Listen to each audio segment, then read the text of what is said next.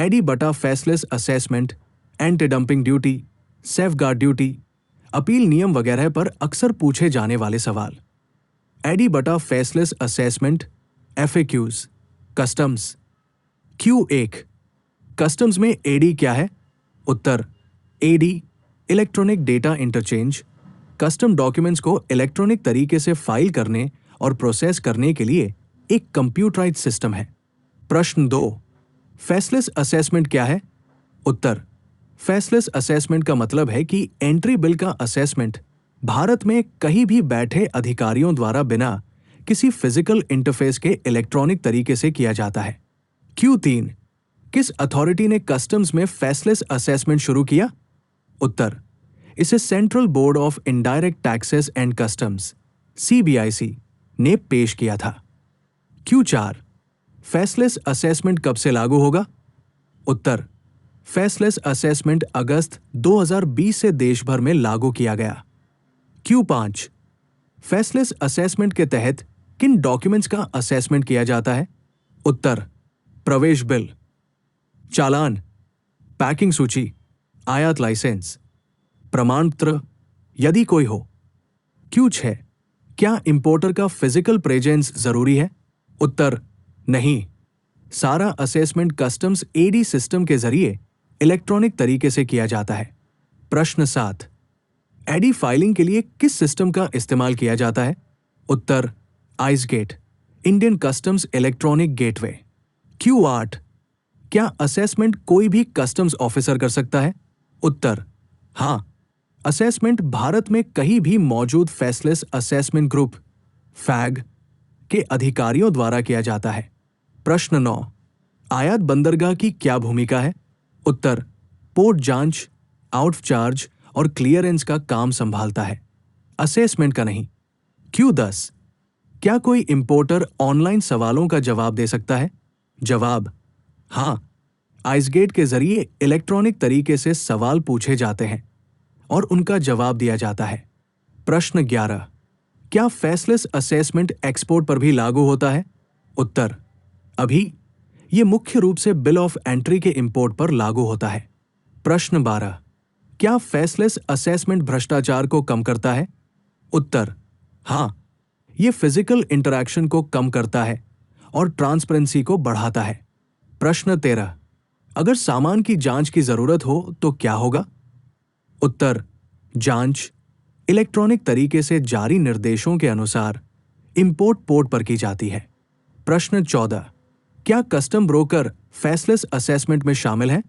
उत्तर, हां, custom broker importers की ओर से डॉक्यूमेंट्स फाइल करते हैं और सवालों के जवाब देते हैं। प्रश्न 15, एडी और फेसलेस असेसमेंट के क्या लाभ हैं? उत्तर, तेज निकासी, पारदर्शिता, एक्समान मूल्यांकन, कम विवेक, कम भौतिक इंटरफेस, एंटी डंपिंग नियम एफएक्यूज भारत। प्रश्न 1, एंटी डंपिंग नियम क्या है? उत्तर, एंटी डंपिंग नियम भारतीय इंडस्ट्री को सस्ते इंपोर्ट, डंपिंग से बचाने के लिए बनाए गए नियम हैं जो घरेलू मैन्युफैक्चरर्स को नुकसान पहुंचाते हैं। प्रश्न 2, डंपिंग क्या है? उत्तर, डंपिंग का मतलब है किसी दूसरे देश को सामान एक्सपोर्ट करने वाले देश में उसकी नॉर्मल कीमत से कम कीमत पर एक्सपोर्ट करना। Q3, भारत में एंटी डंपिंग को कौन सा कानून कंट्रोल करता है? उत्तर, anti dumping duty customs tariff act 1975 और उससे जुड़े नियमों के तहत लगाई जाती है। Q4, कौन सा संगठन एंटी डंपिंग जांच करता है? उत्तर, जांच व्यापार उपचार महानिदेशालय DGTR द्वारा की जाती है। Q5, कौन सी अथॉरिटी एंटी डंपिंग ड्यूटी लगाती है? उत्तर, ड्यूटी केंद्र सरकार द्वारा DGTR की सिफारिश पर लगाई जाती है। प्रश्न 6, एंटी डंपिंग ड्यूटी क्या है? उत्तर, ये एक अतिरिक्त कस्टम ड्यूटी है जो डंप किए गए इंपोर्ट से होने वाले नुकसान की भरपाई के लिए लगाई जाती है। प्रश्न 7, क्या एंटी डंपिंग ड्यूटी परमानेंट है? उत्तर, नहीं, ये आमतौर पर 5 साल के लिए लगाया जाता है जब तक कि इसे पहले रिव्यू या वापस न ले लिया जाए। प्रश्न 8, किन देशों पर एंटी डंपिंग ड्यूटी लगाई जा सकती है? उत्तर, इसे भारत को डंप किया हुआ सामान एक्सपोर्ट करने वाले किसी भी देश पर लगाया जा सकता है। प्रश्न 9, एंटी डंपिंग जांच के लिए कौन आवेदन कर सकता है? उत्तर, घरेलू निर्माताओं, इंडस्ट्री एसोसिएशन, जो इंडियन इंडस्ट्री को रिप्रेजेंट करते हैं। प्रश्न 10, एंटी डंपिंग ड्यूटी के लिए क्या साबित करना होगा? उत्तर, डंपिंग मौजूद है, घरेलू उद्योग को नुकसान, डंपिंग और चोट के बीच कारणात्मक संबंध। Q11, क्या anti dumping duty product specific है? उत्तर, हां, यह केवल खास सामान और खास देशों पर लागू होता है। प्रश्न 12, क्या anti dumping duty custom duty से ज्यादा हो सकती है? उत्तर, हां, यह बेसिक कस्टम ड्यूटी के अलावा लगाया जाता है। प्रश्न 13, क्या एंटी डंपिंग ड्यूटी सभी इंपोर्टर्स पर लागू होती है? उत्तर, हां, नोटिफाइड सामान के लिए इंपोर्टर कोई भी हो। प्रश्न 14, क्या एंटी डंपिंग ड्यूटी को चुनौती दी जा सकती है? उत्तर, हां, इसे सेस्टैट और ऊपरी अदालतों में चुनौती दी जा सकती है। Q15, कौन सी इंटरनेशनल बॉडी एंटी डंपिंग उपायों की अनुमति देती है? उत्तर, वर्ल्ड ट्रेड ऑर्गेनाइजेशन WTO के नियमों के तहत एंटी डंपिंग उपायों की इजाजत है। प्रश्न 16, एंटी डंपिंग ड्यूटी का उद्देश्य क्या है? उत्तर, घरेलू उद्योग की रक्षा, निष्पक्ष व्यापार सुनिश्चित करें, बाजार विकृति को रोकें। प्रश्न 17, क्या एंटी डंपिंग ड्यूटी एक प्रोटेक्शनिस्ट टैक्स है? उत्तर, नहीं, ये एक ट्रेड सुधार उपाय है, न कि general protection tax. Safeguard duty नियम FAQs, Bharat. Q1, safeguard duty rules क्या है? उत्तर, सेफगार्ड ड्यूटी रूल्स सरकार को इंपोर्ट में अचानक बढ़ोतरी से घरेलू इंडस्ट्री को बचाने के लिए टेम्पररी ड्यूटी लगाने की अनुमति देते हैं। प्रश्न 2, सेफगार्ड ड्यूटी क्या है? उत्तर, सेफगार्ड ड्यूटी एक अतिरिक्त कस्टम ड्यूटी है जो बढ़े हुए इंपोर्ट के कारण भारतीय इंडस्ट्री को होने वाले गंभीर नुकसान को रोकने के लिए लगाई जाती है। Q3, सेफगार्ड ड्यूटी किस कानून के तहत लगाई जाती है? उत्तर, safeguard duty customs tariff act 1975 के सेक्शन 8B के तहत लगाई जाती है। Q4, भारत में सेफगार्ड जांच कौन करता है? उत्तर, जांच व्यापार उपचार महानिदेशालय DGTR द्वारा की जाती है। Q5, सेफगार्ड ड्यूटी कौन लगाता है? उत्तर, केंद्र सरकार DGTR की सिफारिश के आधार पर सेफगार्ड ड्यूटी लगाती है। प्रश्न 6, सेफगार्ड ड्यूटी का मुख्य उद्देश्य क्या है? उत्तर, घरेलू उद्योग की रक्षा, गंभीर चोट से बचाव, इंडस्ट्री एडजस्टमेंट के लिए समय दें। प्रश्न 7, क्या सेफगार्ड ड्यूटी लगाने के लिए डंपिंग जरूरी है? उत्तर, नहीं, डंपिंग की जरूरत नहीं है, सिर्फ इंपोर्ट में बढ़ोतरी से नुकसान होने की जरूरत है। Q8, क्या सेफगार्ड ड्यूटी देश के हिसाब से है? उत्तर, नहीं, ये आमतौर पर भेदभाव रहित है और सभी देशों से आयात पर लागू होता है। Q9, किस तरह की चोट दिखानी होगी? उत्तर, घरेलू इंडस्ट्री को गंभीर चोट या गंभीर चोट का खतरा होना चाहिए। Q10, सेफगार्ड जांच के लिए कौन अप्लाई कर सकता है?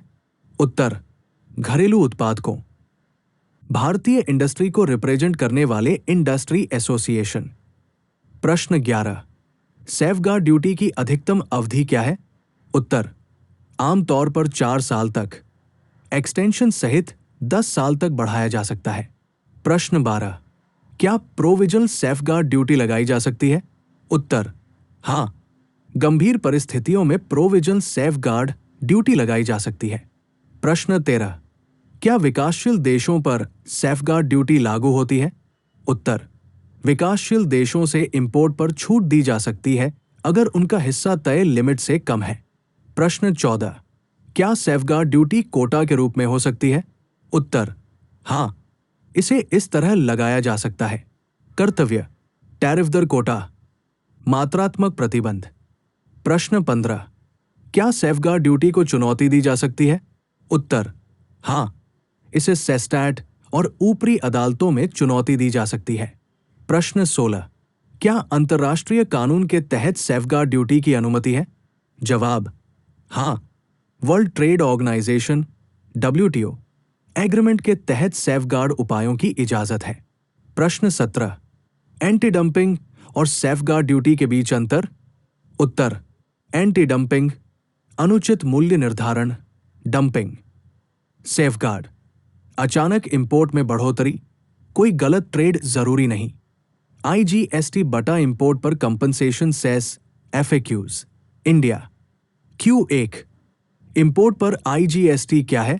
उत्तर IGST integrated goods and services tax Bharat में सामान के इंपोर्ट पर लगाया जाने वाला एक टैक्स है जिसे इंटरस्टेट सप्लाई माना जाता है। Q2 किस कानून के तहत इंपोर्ट पर IGST लगाया जाता है? उत्तर इंपोर्ट पर IGST integrated goods and services tax act 2017 और कस्टम्स टैरिफ एक्ट 1975 के तहत लगाया जाता है। Q3 इंपोर्ट पर IGST कौन इकट्ठा करता है? उत्तर इंपोर्ट पर IGST कस्टम अधिकारी क्लियरेंस के समय लेते हैं। Q4 इंपोर्ट पर IGST कौन सी अथॉरिटी मैनेज करती है? उत्तर इसे central board of indirect taxes and customs CBIC द्वारा मैनेज किया जाता है। Q5 कंपनसेशन सेस क्या है? उत्तर कंपनसेशन सेस एक लेवी है जो राज्यों को GST रेवेन्यू लॉस की भरपाई के लिए खास लग्जरी और सिम गुड्स पर लगाई जाती है। इंपोर्ट पर कंपनसेशन सेस लागू होता है? उत्तर हां, IGST के अलावा नोटिफाइड इंपोर्टेड सामान पर कंपेंसेशन सेस लागू होता है। सेस किस कानून के तहत लगाया जाता है? उत्तर ये GST राज्यों को मुआवजा एक्ट 2017 के तहत लगाया गया है। Q8 इंपोर्ट के लिए IGST किस वैल्यू पर कैलकुलेट किया जाता है? जवाब IGST की गणना इस आधार पर की जाती है accessible value plus basic custom duty plus कोई अन्य ड्यूटी IGST और सेस को छोड़कर। प्रश्न 9। क्या कंपेंसेशन सेस IGST वैल्यू में शामिल है? उत्तर नहीं, IGST की गणना के लिए क्षतिपूर्ति उपकर शामिल नहीं है। Q10 इंपोर्ट पर IGST कब देना होता है? उत्तर बिल ऑफ एंट्री फाइल करते समय कस्टम ड्यूटी के साथ IGST देना होता है। प्रश्न 11। क्या इंपोर्ट पर IGS क्रेडिट मिलता है? उत्तर हां, इंपोर्ट पर दिए गए IGST का input tax credit ITC registered लोगों को मिलता है। Q12 क्या कंपनसेशन सेस क्रेडिट उपलब्ध है? उत्तर हां, लेकिन केवल कंपनसेशन सेस के पेमेंट के लिए, IGST या CGST SGST के लिए नहीं। प्रश्न 13। क्या छूट वाले इंपोर्ट पर IGST देना होगा? उत्तर नहीं, अगर इंपोर्ट पर पूरी छूट है तो IGST पर भी छूट है। प्रश्न 14। क्या एडवांस ऑथराइजेशन के तहत इंपोर्ट IGST से छूट प्राप्त है? उत्तर आम तौर पर IGST छूट सरकार द्वारा बताई गई शर्तों के अधीन होती है। प्रश्न 15। क्या पर्सनल बैगेज इंपोर्ट पर IGST लागू होता है? उत्तर हां, IGST लागू है जब तक कि बैगेज नियमों के तहत विशेष रूप से छूट न दी गई हो। प्रश्न 16। क्या एक्सपोर्ट पर IGST रिफंडेबल है? उत्तर हां, इंपोर्टेड इनपुट पर दिया गया IGST एक्सपोर्ट पर ITC मैकेनिज्म के जरिए रिफंड किया जा सकता है। प्रश्न 17। इंपोर्ट पर IGST क्यों लगाया जाता है? उत्तर इंपोर्टेड सामान और देश में सप्लाई होने वाले सामान के बीच टैक्स न्यूट्रलिटी पक्का करना। प्रश्न 18। IGST और सेस रेट कौन तय करता है? उत्तर रेट्स GST काउंसिल द्वारा रिकमेंड किए जाते हैं। अपील नियम FAQs customs act 1962। Q1 customs में अपील के नियम क्या है? उत्तर अपील नियम फैसला देने वाली अथॉरिटीज द्वारा पास किए गए कस्टम ऑर्डर को चुनौती देने का प्रोसेस बताते हैं। Q2 कस्टम अपील किस कानून के तहत फाइल की जाती है? उत्तर अपील कस्टम्स एक्ट 1962 के तहत फाइल की जाती है। Q3 कस्टम्स कानून के तहत अपील कौन फाइल कर सकता है? उत्तर आयातक, निर्यातक, सीमा शुल्क दलाल, कोई भी पीड़ित व्यक्ति। Q4 कस्टम्स में पहली अपील अथॉरिटी कौन सी है? उत्तर पहली अपील कमिश्नर अपील के समक्ष होती है। Q5 कमिश्नर अपील के सामने अपील फाइल करने की टाइम लिमिट क्या है? उत्तर आदेश के संचार की तारीख से 60 दिन। सही वजह होने पर और 30 दिन की छूट दी जा सकती है। प्रश्न 6 दूसरी अपील कहां फाइल की जाती है? उत्तर दूसरी अपील कस्टम्स, एक्साइज और सर्विस टैक्स अपीलेट ट्रिब्यूनल सेस्टैट के सामने फाइल की जाती है। प्रश्न 7 सेस्टैट के समक्ष अपील की समय सीमा क्या है? उत्तर ऑर्डर की जानकारी मिलने की तारीख से 3 महीने 90 दिन। प्रश्न 8 क्या अपील फाइल करने के लिए प्रीडिपॉजिट जरूरी है? जवाब हां, ड्यूटी पेनल्टी का 7.5% या 10% पहले से जमा करना जरूरी है, कुछ लिमिट के साथ। Q9 क्या सिर्फ पेनल्टी वाले ऑर्डर के लिए अपील की जा सकती है? उत्तर हां, ड्यूटी, फाइन या पेनल्टी से जुड़े किसी भी ऑर्डर के खिलाफ अपील की जा सकती है। प्रश्न 10 क्या विभाग अपील दायर कर सकता है? उत्तर हां, डिपार्टमेंट गलत ऑर्डर के खिलाफ अपील भी फाइल कर सकता है। Q11 कस्टम्स में रिवीजन एप्लीकेशन क्या है? उत्तर खास मामलों जैसे बैगेज, ड्रॉबैक के लिए रिवीजन एप्लीकेशन केंद्र सरकार के पास है। Q12 रिवीजन एप्लीकेशन के लिए टाइम लिमिट? उत्तर ऑर्डर की जानकारी मिलने की तारीख से 3 महीने। प्रश्न 13 क्या अपील इलेक्ट्रॉनिक तरीके से फाइल की जा सकती है? उत्तर हां, कस्टम्स द्वारा बताए गए अनुसार अपील इलेक्ट्रॉनिक तरीके से फाइल की जा सकती है। प्रश्न 14 क्या अपील में पर्सनल हियरिंग की सुविधा है? उत्तर हां, अपील करने वाले को अपनी बात कहने का अधिकार है। प्रश्न 15 कौन से ऑर्डर अपील करने लायक नहीं है? उत्तर निपटान आयोग के आदेश, कुछ प्रशासनिक आदेश। प्रश्न 16 क्या कस्टम मामलों में हाई कोर्ट जाया जा सकता है? उत्तर हां, कानून के जरूरी सवाल पर हाई कोर्ट में अपील की जा सकती है। प्रश्न 17 सुप्रीम कोर्ट में अपील कब की जाती है? उत्तर क्लासिफिकेशन, वैल्यूएशन या ड्यूटी की दर से जुड़े मामलों में अपील सुप्रीम कोर्ट में की जाती है।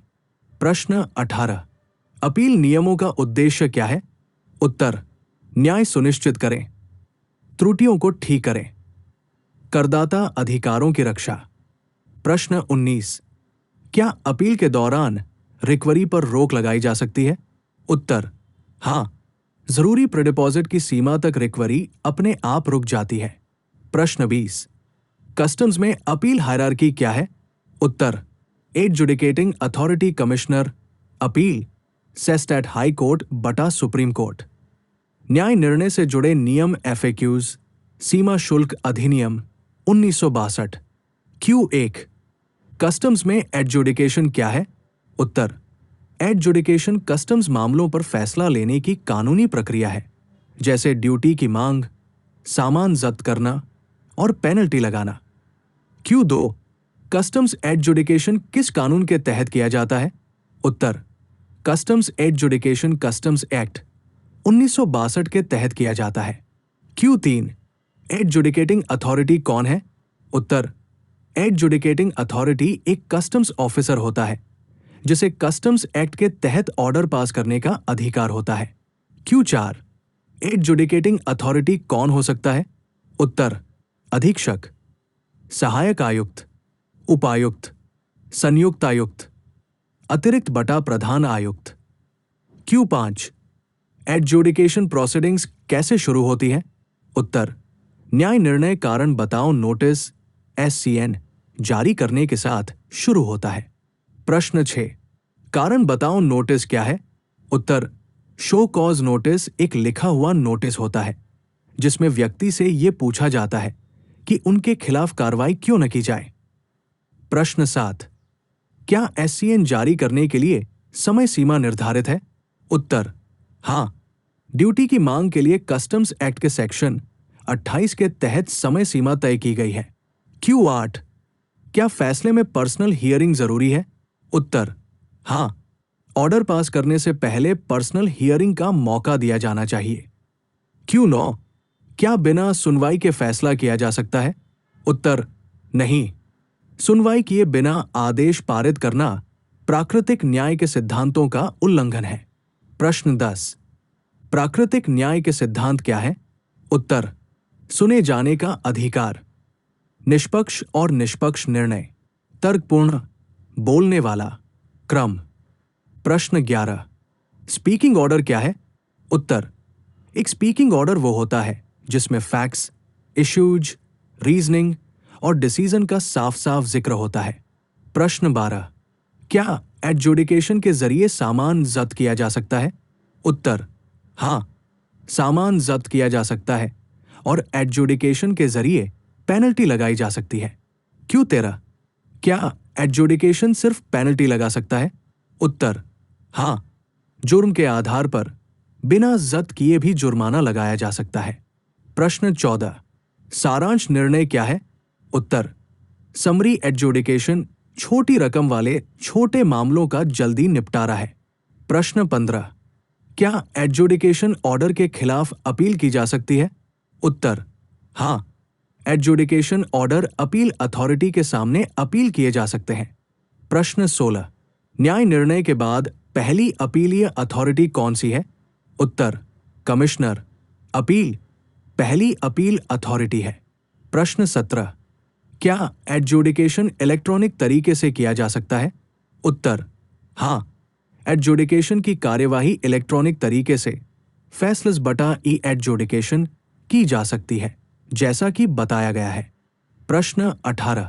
एडजुडिकेशन गाइडलाइंस कौन जारी करता है? उत्तर, guidelines central board of indirect taxes and customs CBIC द्वारा जारी की जाती है।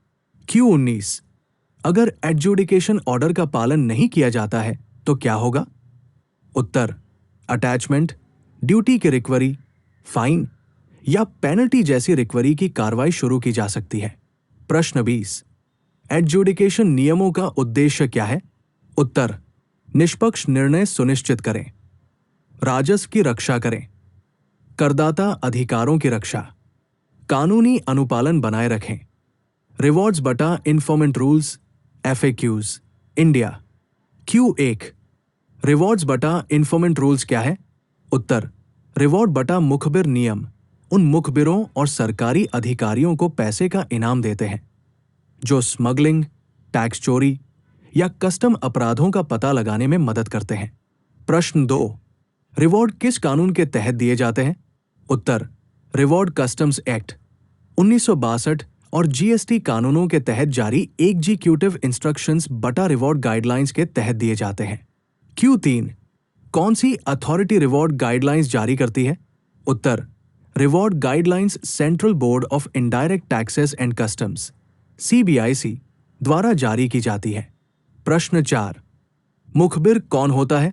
उत्तर, मुखबिर वो व्यक्ति होता है जो अपराध का पता लगाने के लिए खास और भरोसेमंद जानकारी देता है। Q5। किन मामलों में इनाम दिए जाते हैं? उत्तर, माल की तस्करी, सीमा शुल्क चोरी, निषिद्ध बटा प्रतिबंधित सामान, वाणिज्यिक धोखाधड़ी, GST चोरी जैसा अधिसूचित। प्रश्न 6। क्या इनाम एक कानूनी अधिकार है? उत्तर, नहीं, इनाम देना अपनी मर्जी से होता है, ये अधिकार का मामला नहीं है। Q7। रिवॉर्ड किस स्टेज पर दिया जाता है? उत्तर, रिवॉर्ड आमतौर पर फाइनल फैसले और बकाया रकम की रिकवरी के बाद दिया जाता है। प्रश्न 8। क्या प्रोविजन रिवॉर्ड दिया जा सकता है? उत्तर, हां, योग्य मामलों में अंतरिम बटा अग्रिम पुरस्कार दिया जा सकता है। Q9। इनाम की ज्यादा से ज्यादा रकम क्या है? उत्तर, रिवॉर्ड आमतौर पर ड्यूटी, फाइन, पेनल्टी या सामान की कीमत से जुड़ा होता है जो तय लिमिट के तहत होता है। Q10।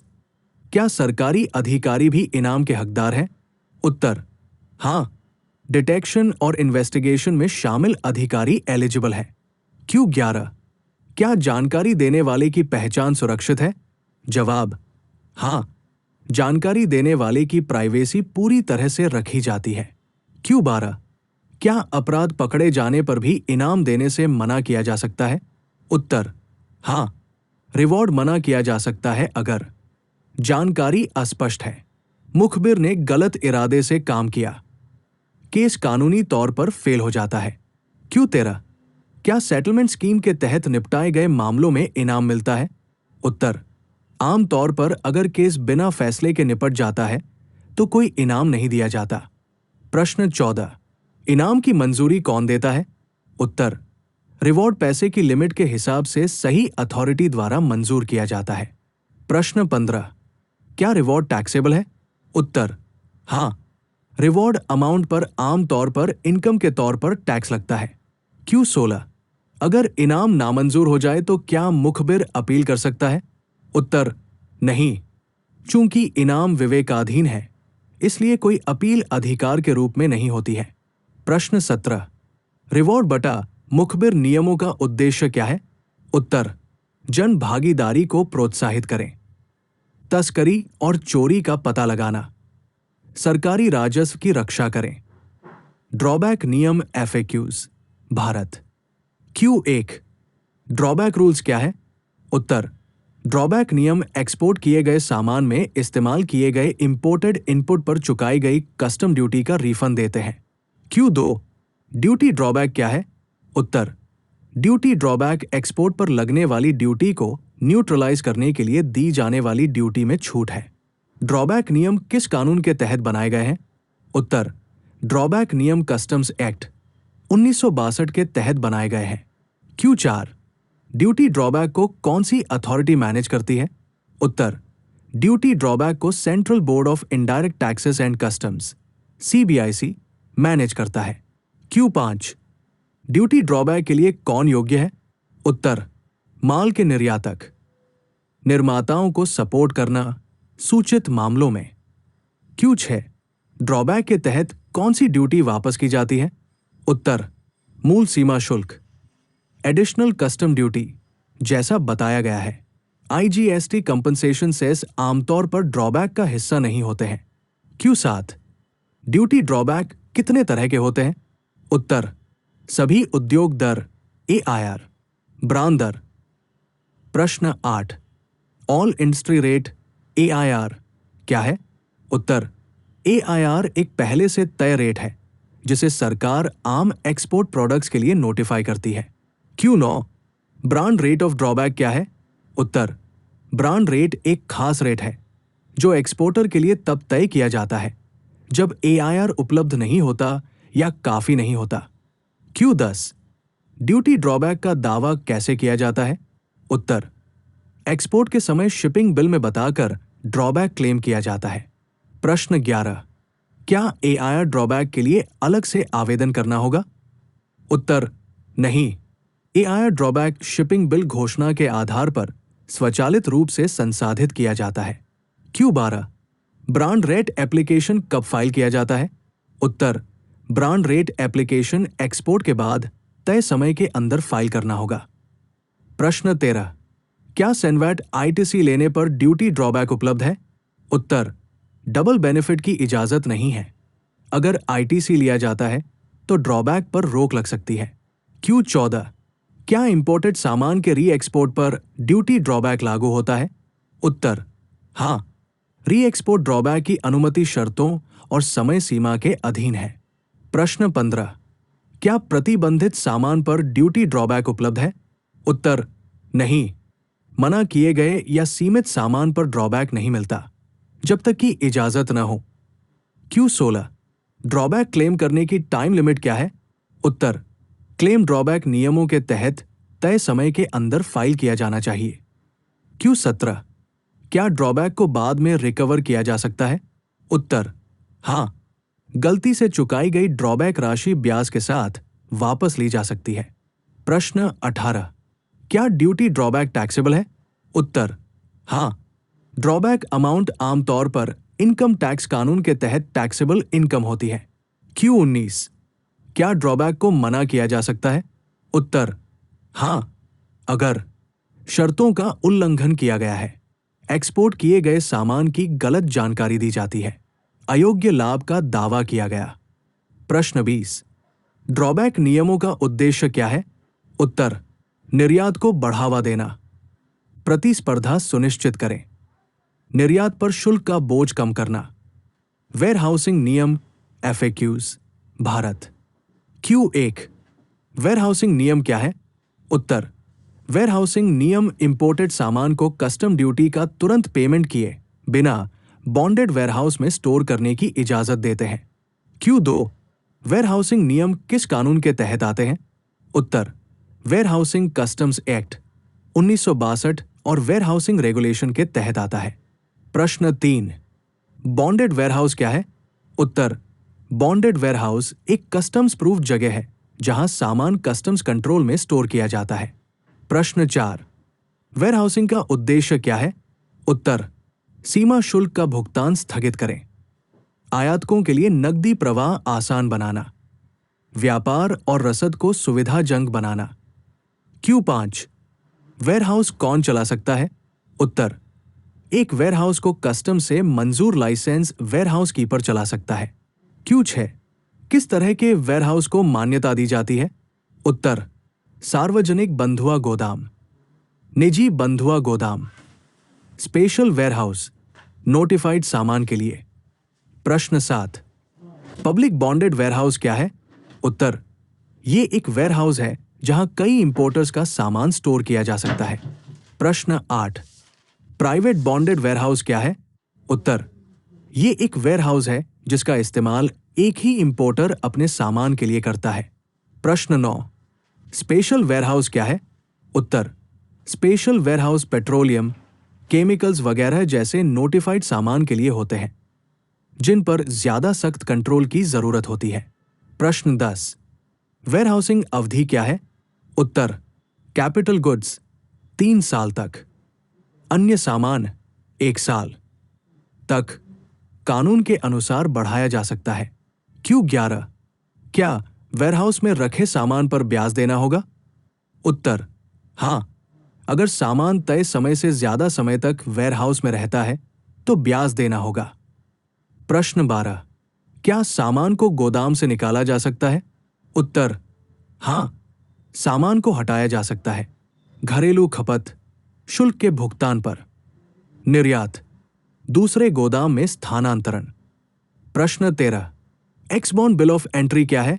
उत्तर, ये एक बिल ऑफ एंट्री है जो घर में इस्तेमाल के लिए वेयरहाउस में रखे सामान की क्लियरेंस के लिए फाइल किया जाता है। प्रश्न 14, क्या वेयरहाउस में मैन्युफैक्चरिंग की अनुमति है? उत्तर, हां, कस्टम्स एक्ट के सेक्शन 65 के तहत परमिशन लेकर मैन्युफैक्चरिंग और दूसरे ऑपरेशन की इजाजत है। प्रश्न 15, ब्याजमुक्त वेयरहाउसिंग क्या है? उत्तर, कुछ सामान को बताए गए समय के लिए बिना ब्याज के वेयरहाउसिंग की सुविधा मिल सकती है। प्रश्न 16, क्या वेयरहाउस में रखे सामान को बेचा जा सकता है?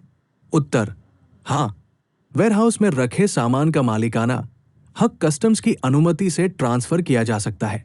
प्रश्न 17, अगर सामान समय पर क्लियर नहीं होता है तो क्या होगा? उत्तर, सामान की नीलामी की जा सकती है और ड्यूटी, ब्याज और चार्ज वसूले जा सकते हैं। प्रश्न 18, क्या प्रतिबंधित सामान के लिए वेयरहाउसिंग उपलब्ध है? उत्तर, नहीं, प्रतिबंधित सामान को गोदाम में नहीं रखा जा सकता। प्रश्न 19, गोदामों की देखरेख कौन करता है? उत्तर, वेयरहाउस की देखरेख central board of indirect taxes and customs CBIC के तहत कस्टम्स द्वारा की जाती है। प्रश्न 20, वेयरहाउसिंग नियमों का क्या लाभ है? उत्तर, शुल्क स्थगन, बेहतर कार्यशील पूंजी, कुशल आपूर्ति श्रृंखला प्रबंधन, ट्रांसशिपमेंट नियम FAQs इंडिया। Q1 ट्रांसशिपमेंट नियम क्या है? उत्तर, ट्रांसशिपमेंट नियम इंपोर्टेड सामान को बिना कस्टम ड्यूटी दिए एक कस्टम स्टेशन से दूसरे कस्टम स्टेशन पर ट्रांसफर करने की अनुमति देते हैं। प्रश्न 2, ट्रांसशिपमेंट क्या है? उत्तर, ट्रांसशिपमेंट का मतलब है सामान को एक जगह या पोर्ट से दूसरे पोर्ट तक ले जाना ताकि आगे ट्रांसपोर्ट किया जा सके। प्रश्न 3, किस कानून के तहत क्या ट्रांसशिपमेंट नियम लागू होते हैं? उत्तर, ट्रांसशिपमेंट कस्टम्स एक्ट 1962 और ट्रांसशिपमेंट रेगुलेशन के तहत आता है। ट्रांसशिपमेंट का उद्देश्य क्या है? उत्तर, सुचारू माल ढुलाई की सुविधा प्रदान करना, बंदरगाहों पर भीड़ कम करें, हब एंड स्पोक लॉजिस्टिक्स का समर्थन करें। Q5 भारत में ट्रांसशिपमेंट को कौन सी अथॉरिटी रेगुलेट करती है? उत्तर ट्रांसशिपमेंट को central board of indirect taxes and customs CBIC regulate करता है। ट्रांसशिपमेंट के समय कस्टम ड्यूटी देनी होगी? उत्तर नहीं, ट्रांसशिपमेंट स्टेज पर कस्टम ड्यूटी नहीं देनी होती है। ट्रांसशिपमेंट के लिए कौन सा डॉक्यूमेंट जरूरी है? उत्तर कस्टम्स द्वारा जारी किया गया ट्रांसशिपमेंट परमिट TP जरूरी है। प्रश्न 8 किस तरह के ट्रांसशिपमेंट की अनुमति है? उत्तर बंदरगाह से बंदरगाह ICD बटा CFS में पोर्ट करें। हवा से हवा बटा समुद्र से, समुद्र बटा समुद्र से हवा ट्रांसशिपमेंट के लिए कौन अप्लाई कर सकता है? उत्तर आयातक, निर्यातक, शिपिंग लाइन बटा एयरलाइन, अधिकृत एजेंट। Q10 क्या ट्रांसशिपमेंट के दौरान सामान की जांच की जाती है? उत्तर आमतौर पर जब तक कोई शक या रिस्क पैरामीटर न हो तब तक कोई जांच नहीं की जाएगी। Q11 क्या मना किया हुआ सामान ट्रांसशिप किया जा सकता है? उत्तर नहीं, मना किए गए सामान को ट्रांसशिपमेंट की इजाजत नहीं है। प्रश्न 12 क्या बॉन्डेड कार्गो के लिए ट्रांसशिपमेंट की अनुमति है? उत्तर हां, बॉन्डेड कार्गो को कस्टम सुपरविजन में ट्रांसशिप किया जा सकता है। प्रश्न 13 तटीय ट्रांसशिपमेंट क्या है? उत्तर ये तटीय जहाजों द्वारा भारतीय बंदरगाहों के बीच आयातित माल की आवाजाही है। प्रश्न 14 क्या ट्रांसशिपमेंट के लिए समय सीमा तय है? उत्तर हां, सामान तय समय के अंदर डेस्टिनेशन कस्टम स्टेशन पर पहुंच जाना चाहिए। प्रश्न 15 अगर सामान डेस्टिनेशन तक नहीं पहुंचता है तो क्या होगा? उत्तर कस्टम ड्यूटी, ब्याज और पेनल्टी कैरियर या कस्टोडियन से वसूल की जा सकती है। प्रश्न 16 क्या एक्सपोर्ट किए गए सामान के लिए ट्रांसशिपमेंट की अनुमति है? उत्तर हां, एक्सपोर्ट किए गए सामान को कस्टम्स प्रोसीजर के तहत ट्रांसशिप भी किया जा सकता है। प्रश्न 17 क्या ट्रांसशिपमेंट के लिए इलेक्ट्रॉनिक प्रोसेसिंग उपलब्ध है? उत्तर हां, ट्रांसशिपमेंट कस्टम्स AD सिस्टम के जरिए प्रोसेस किया जाता है। प्रश्न 18 क्या ट्रांसशिप किए गए सामान को सीधे क्लियर किया जा सकता है? उत्तर नहीं, क्लियरेंस केवल डेस्टिनेशन कस्टम स्टेशन पर ही किया जाता है। प्रश्न 19 अंतर्राष्ट्रीय ट्रांसशिपमेंट क्या है? उत्तर इसका मतलब है विदेशी कार्गो जो किसी दूसरे देश में शिपमेंट के लिए भारतीय पोर्ट से गुजरता है। ट्रांसशिपमेंट नियमों का क्या लाभ है? उत्तर तेज माल ढुलाई, कम रसद लागत, कुशल बंदरगाह संचालन। Postal rules FAQs India. Q1 customs में पोस्टल नियम क्या है?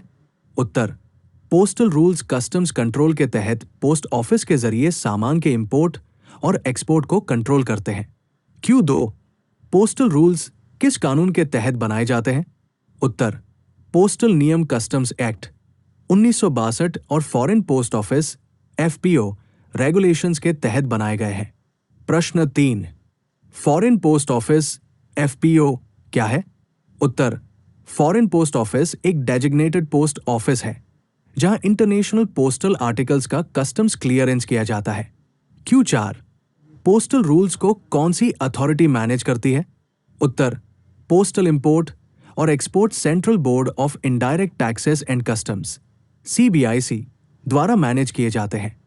Q5 किस तरह के पोस्टल आर्टिकल कवर होते हैं? उत्तर पत्र, पार्सल, पंजीकृत पैकेट, स्पीड पोस्ट, अंतर्राष्ट्रीय। Q6 क्या पोस्टल इंपोर्ट पर कस्टम ड्यूटी लगती है? उत्तर हां, डाक से आयात किए जाने वाले ड्यूटी वाले सामान पर कस्टम ड्यूटी लागू होती है। Q7 पोस्टल इंपोर्ट के लिए वैल्यू कैसे बताई जाती है? उत्तर वैल्यू भेजने वाले द्वारा कस्टम्स डिक्लेरेशन CN 22 बटा CN 23 में बताई जाती है। Q8 क्या सभी पोस्टल आर्टिकल्स का असेसमेंट किया जाता है? उत्तर नहीं, कस्टम्स द्वारा केवल चुनी हुई या ड्यूटी वाली चीजों का ही असेसमेंट किया जाता है। Q9 क्या पोस्टल असेसमेंट में पर्सनल हियरिंग दी जाती है? उत्तर आम तौर पर नहीं, विवादित मामलों को छोड़कर असेसमेंट डॉक्यूमेंट्स और डिक्लेरेशन के आधार पर किया जाता है। प्रश्न 10, क्या डाक से मिले तोहफों पर कोई ड्यूटी नहीं लगती? उत्तर, तय कीमत तक के गिफ्ट पर छूट है, कुछ शर्तों के साथ। Q11, क्या पोस्ट के जरिए मना किया गया सामान भेजा जा सकता है? उत्तर, नहीं, मना किया हुआ और प्रतिबंधित सामान पोस्टल चैनल से नहीं भेजा जा सकता। Q12, पोस्टल इंपोर्ट पर कस्टम ड्यूटी कौन इकट्ठा करता है? उत्तर, कस्टम ड्यूटी कस्टम की ओर से पोस्टल डिपार्टमेंट द्वारा इकट्ठा की जाती है। प्रश्न 13, डाक सामान के लिए ड्यूटी का भुगतान कैसे किया जाता है? उत्तर, ड्यूटी डिलीवरी के समय पता पाने वाले द्वारा दी जाती है। प्रश्न 14, क्या पोस्ट के जरिए एक्सपोर्ट की इजाजत है? उत्तर, हाँ, कस्टम्स की औपचारिकताओं के अधीन सामान को पोस्ट के माध्यम से एक्सपोर्ट किया जा सकता है। Q15, पोस्ट से एक्सपोर्ट करने के लिए कौन सा डॉक्यूमेंट इस्तेमाल होता है? उत्तर, पोस्टल बिल ऑफ एक्सपोर्ट बटा डिक्लेरेशन फॉर्म का इस्तेमाल पोस्ट से एक्सपोर्ट के लिए किया जाता है। प्रश्न 16, क्या पोस्ट से एक्सपोर्ट पर ड्रॉबैक उपलब्ध है? उत्तर, हाँ, ड्यूटी ड्रॉबैक उपलब्ध है, शर्तों के अधीन। प्रश्न 17, क्या रोके गए डाक सामान को बाद में क्लियर किया जा सकता है? जवाब, हाँ, रोकी गई चीजों को ड्यूटी पेनल्टी का पेमेंट करने और नियमों का पालन करने के बाद हटाया जा सकता है। प्रश्न 18, बिना डिलीवर हुए पोस्टल आर्टिकल का क्या होता है? उत्तर, बिना डिलीवर हुए सामान को नियमों के अनुसार वापस किया जा सकता है, जब्त किया जा सकता है या नीलाम किया जा सकता है। प्रश्न 19, क्या पोस्टल नियम कुरियर नियमों से अलग है? उत्तर, हाँ, postal rules post office channel पर लागू होते हैं, जबकि कुरियर रूल्स ऑथराइज कुरियर कंपनियों पर लागू होते हैं। प्रश्न 20, पोस्टल रूल्स का उद्देश्य क्या है? उत्तर, छोटे आयात निर्यात को सुविधाजनक बनाना, राजस्व सुरक्षा सुनिश्चित करें, डाक चैनल के दुरुपयोग को रोकें। Exam tip, one liner, postal नियम पोस्ट ऑफिस के जरिए भेजे गए सामान का कस्टम क्लियरेंस। इंपोर्ट और एक्सपोर्ट नियम FAQs इंडिया। Q1, इंपोर्ट और एक्सपोर्ट नियम क्या है? उत्तर, इंपोर्ट और एक्सपोर्ट नियम भारत में और भारत से बाहर सामान की आवाजाही को रेगुलेट करते हैं और प्रोसेस, ड्यूटी और पाबंदियां तय करते हैं। Q2, इंपोर्ट और एक्सपोर्ट किन कानूनों के तहत आते हैं? उत्तर, सीमा शुल्क अधिनियम 1962, सीमा शुल्क अधिनियम 1975, विदेशी व्यापार, विकास एवं विनियमन अधिनियम 1992। Q3, इंपोर्ट और एक्सपोर्ट नियम कौन सी अथॉरिटी चलाती है? उत्तर, इंपोर्ट और export central board of indirect taxes and customs CBIC द्वारा मैनेज किए जाते हैं। प्रश्न 4, इंपोर्ट क्या है? उत्तर, इंपोर्ट का मतलब है भारत के बाहर किसी जगह से भारत में सामान लाना।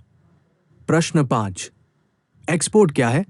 उत्तर, एक्सपोर्ट का मतलब है भारत से सामान भारत के बाहर किसी जगह ले जाना। Q6, इंपोर्ट के लिए कौन सा डॉक्यूमेंट जरूरी है? उत्तर, bill of entry import clearance के लिए जरूरी डॉक्यूमेंट है। प्रश्न 7, एक्सपोर्ट के लिए कौन सा डॉक्यूमेंट जरूरी है? उत्तर, शिपिंग बिल एक्सपोर्ट क्लियरेंस के लिए जरूरी डॉक्यूमेंट है। Q8, क्या इंपोर्ट पर कस्टम ड्यूटी देनी पड़ती है? उत्तर, हाँ, इंपोर्ट पर कस्टम ड्यूटी, IGST और दूसरी लागू लेवी लगती है। Q9, क्या एक्सपोर्ट पर कस्टम ड्यूटी लगती है? उत्तर, आमतौर पर नहीं, जब तक विशेष रूप से सूचित न किया जाए। प्रश्न 10, इंपोर्टर एक्सपोर्टर कोड IEC क्या है? उत्तर, IEC एक जरूरी रजिस्ट्रेशन नंबर है जो सामान इंपोर्ट या एक्सपोर्ट करने के लिए जरूरी है। प्रश्न 11, IEC कौन जारी करता है?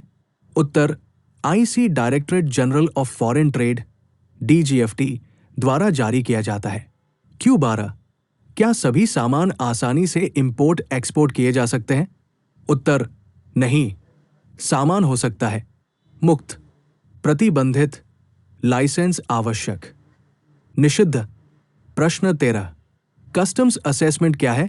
उत्तर, असेसमेंट इंपोर्टेड या एक्सपोर्टेड सामान पर ड्यूटी लायबिलिटी तय करने का प्रोसेस है।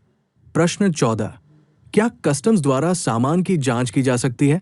उत्तर, हाँ, कस्टम्स डिक्लेरेशन को वेरीफाई करने के लिए सामान की जांच कर सकते हैं। प्रश्न 15, घरेलू खपत के लिए क्लियरेंस क्या है? उत्तर, इसका मतलब है ड्यूटी का पेमेंट करने के बाद इंपोर्टेड सामान को भारत में इस्तेमाल के लिए रिलीज करना। प्रश्न 16, निर्यात प्रोत्साहन योजना क्या है? उत्तर, एडवांस ऑथराइजेशन, ईपीसीजी, ड्रॉबैक, रोडी टीईपी जैसी योजनाएं एक्सपोर्ट को बढ़ावा देती है।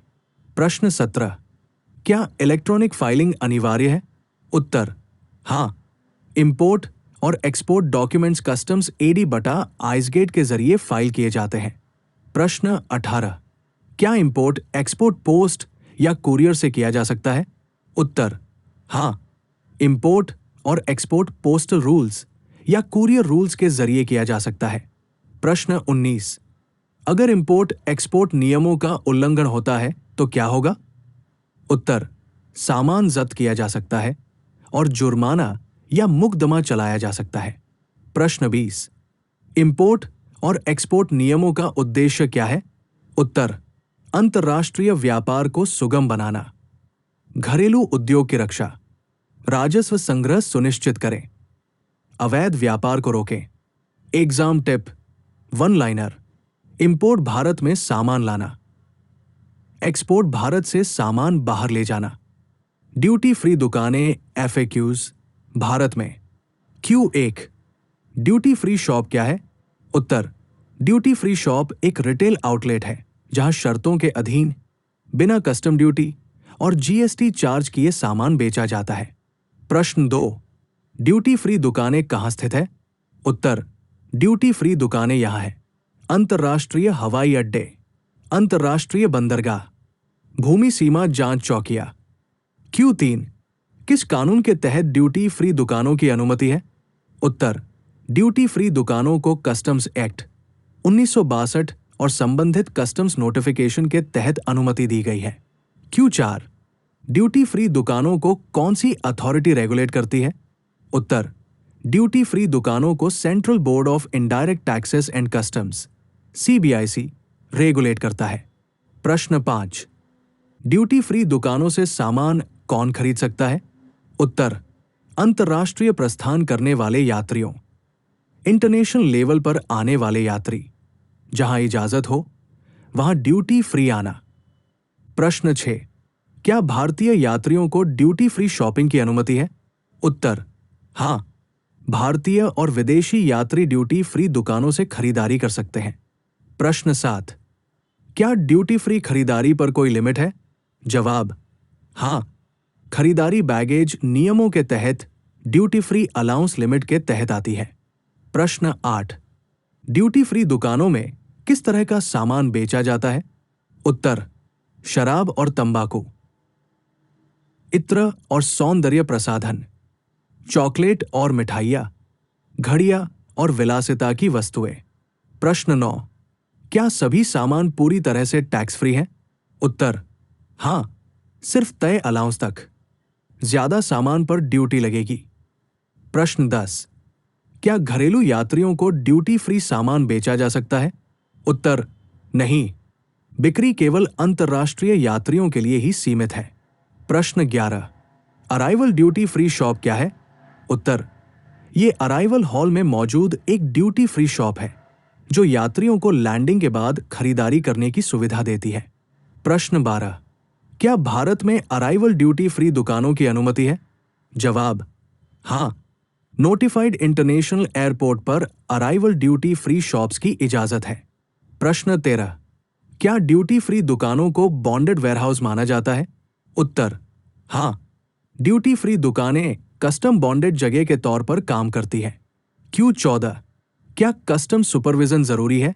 उत्तर, हां, ड्यूटी फ्री दुकानें कस्टम कंट्रोल और सुपरविजन में चलती हैं। प्रश्न 15, क्या ड्यूटी फ्री सामान दुकान के अंदर इस्तेमाल किया जा सकता है? उत्तर, नहीं, सामान इस्तेमाल करने से पहले उसे कस्टम एरिया से बाहर ले जाना होगा। प्रश्न 16, अगर अलाउंस से ज्यादा हो जाए तो क्या होगा? उत्तर, ज्यादा मात्रा वैल्यू पर कस्टम ड्यूटी और IGST लगेगा। प्रश्न 17, क्या ड्यूटी फ्री शॉप ऑपरेटरों को रिकॉर्ड रखना जरूरी है? उत्तर, हां, ऑपरेटरों को सही स्टॉक और बिक्री रिकॉर्ड बनाए रखना चाहिए। प्रश्न 18, क्या ड्यूटी फ्री सामान भारतीय करेंसी में बेचा जा सकता है? उत्तर, हां, बिक्री भारतीय या विदेशी करेंसी में की जा सकती है, जैसा कि अनुमति हो। प्रश्न 19, क्या ड्यूटी फ्री शॉप की बिक्री को इंपोर्ट माना जाता है? उत्तर, हां, ड्यूटी फ्री दुकानों से बेचे गए सामान को भारत में लाने पर इंपोर्ट माना जाता है। ड्यूटी फ्री दुकानों का उद्देश्य क्या है? उत्तर, अंतर्राष्ट्रीय यात्रियों को सुविधा प्रदान करना, पर्यटन को बढ़ावा देना, विदेशी मुद्रा अर्जित करें, बंदरगाहों पर सुविधा प्रदान करें।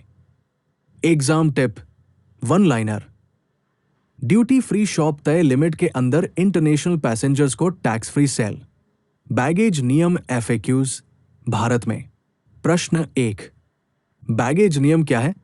उत्तर, बैगेज नियम भारत में आने या जाने वाले यात्रियों के निजी सामान के इंपोर्ट और एक्सपोर्ट को कंट्रोल करते हैं।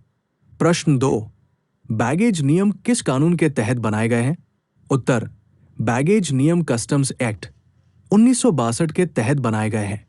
Q3, बैगेज रूल्स को कौन सी अथॉरिटी मैनेज करती है? उत्तर, बैगेज नियम central board of indirect taxes and customs CBIC द्वारा मैनेज किए जाते हैं। प्रश्न 4, बैगेज क्या है? उत्तर, बैगेज में पर्सनल सामान, कपड़े और पैसेंजर के पर्सनल इस्तेमाल के लिए ले जाए जाने वाले सामान शामिल हैं। Q5, duty free baggage allowance क्या है? उत्तर, यह सामान की वो कीमत है जिसे बिना कस्टम ड्यूटी दिए लाने की इजाजत है। प्रश्न 6, यात्रियों के लिए सामान्य ड्यूटी फ्री अलाउंस क्या है?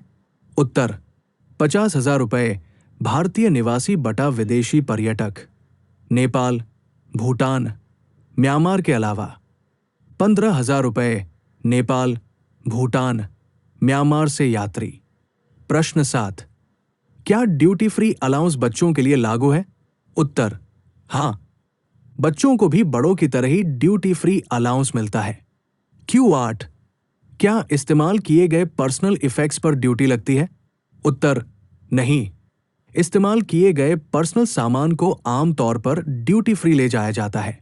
Q9, क्या प्रोफेशनल सामान ड्यूटी फ्री है? उत्तर, नहीं, प्रोफेशनल इक्विपमेंट पर आमतौर पर ड्यूटी लगती है जब तक कि छूट न दी गई हो। प्रश्न 10, क्या बैगेज में शराब ले जाने की अनुमति है? उत्तर, हां, 2 लीटर तक शराब वाइन ड्यूटी फ्री ले जाने की अनुमति है। प्रश्न 11, क्या बैगेज में तंबाकू ले जाने की अनुमति है? उत्तर, हां, ड्यूटी फ्री अलाउंस में शामिल है। 100 सिगरेट या 25 सिगार या 125 ग्राम तंबाकू। प्रश्न 12, क्या बैगेज में सोना और चांदी ले जाने की अनुमति है? उत्तर, हां, शर्तों, मात्रा की सीमा और ड्यूटी के भुगतान के अधीन। प्रश्न 13, क्या विदेशी मुद्रा की अनुमति है? उत्तर, हां, फेमा नियमों के तहत विदेशी करेंसी लाई जा सकती है। प्रश्न 14, क्या सामान में प्रतिबंधित सामान ले जाने की अनुमति है? जवाब, नहीं, मना किया हुआ सामान जैसे नारकोटिक्स, हथियार, वाइल्ड लाइफ आइटम अलाउड नहीं है। प्रश्न 15, ग्रीन चैनल क्या है? उत्तर, ग्रीन चैनल उन यात्रियों के लिए है जिनके पास कोई ड्यूटी वाला या मना किया हुआ सामान नहीं है। प्रश्न 16, रेड चैनल क्या है? उत्तर, रेड चैनल उन यात्रियों के लिए है जो ड्यूटी वाला या प्रतिबंधित सामान ले जा रहे हैं। प्रश्न 17, क्या बिना साथी के सामान ले जाने की अनुमति है? जवाब, हां, बिना किसी साथी के सामान ले जाने की इजाजत है, कस्टम्स क्लियरेंस के अधीन। प्रश्न 18, क्या अतिरिक्त सामान जब्त किया जा सकता है? उत्तर, हां, बिना बताए या मना किया हुआ सामान पेनल्टी के साथ जब्त किया जा सकता है। Q19, क्या बैगेज की घोषणा जरूरी है? उत्तर, हां, अगर आप ड्यूटी वाला, रेस्ट्रिक्टेड या मना किया हुआ सामान ले जा रहे हैं। प्रश्न 20। बैगेज नियमों का उद्देश्य क्या है? उत्तर: यात्रियों को सुविधा प्रदान करना, तस्करी रोकें, राजस्व की रक्षा करें, सुरक्षा सुनिश्चित करें। Exam tip, one liner.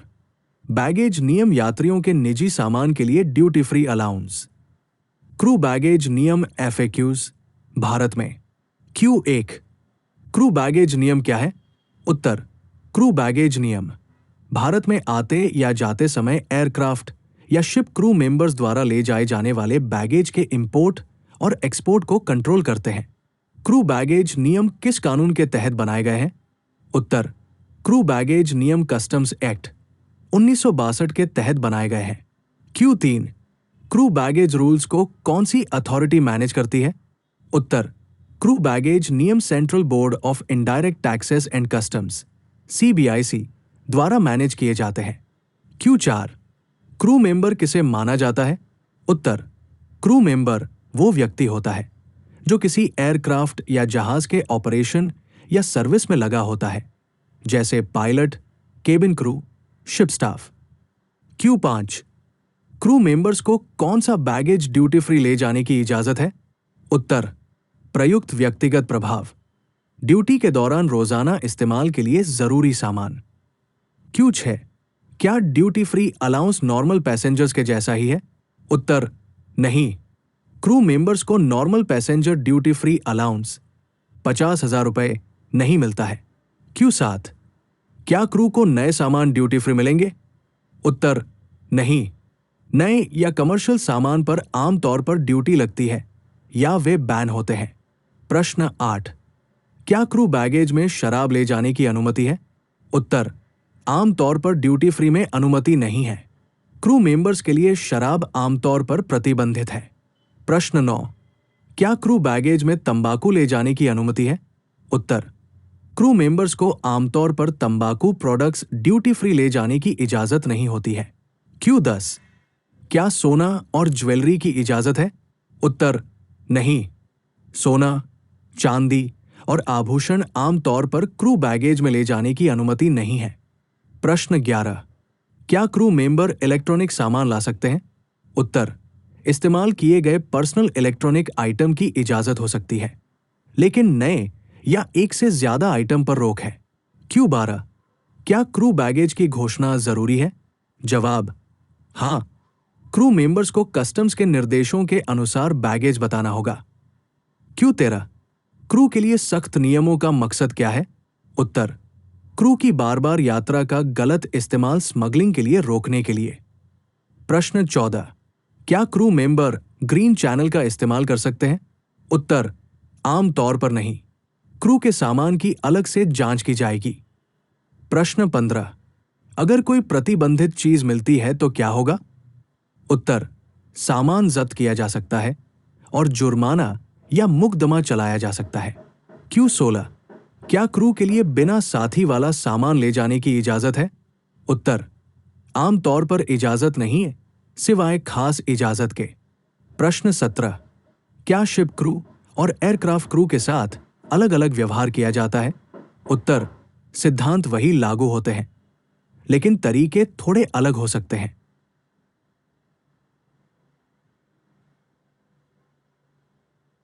प्रश्न 18। क्या क्रू बैगेज नियम विदेशी क्रू पर भी लागू होते हैं?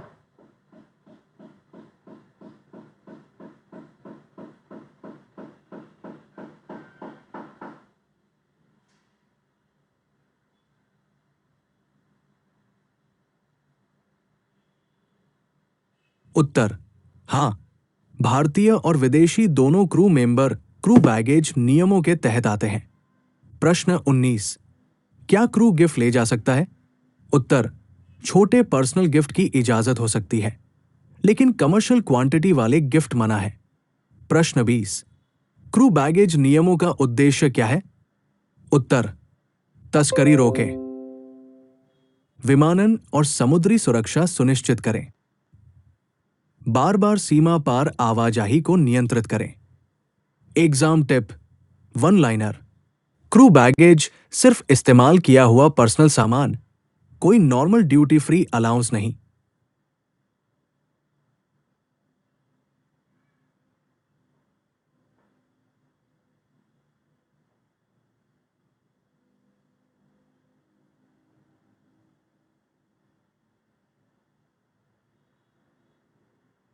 रेगुलर अपडेट और एक्सपर्ट कंटेंट के लिए सब्सक्राइब करें। जब आप सब्सक्राइब करते हैं तो ज्ञान बढ़ता है। हर दिन कुछ नया सीखने के लिए सब्सक्राइब करें।